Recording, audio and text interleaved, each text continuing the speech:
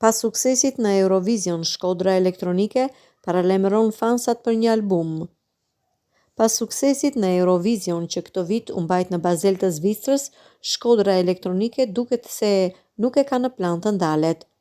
Grupi ka njoftuar publikimin e një albumi të shkurtër që përmban 3 deri në 6 këngë me titull Shndrit.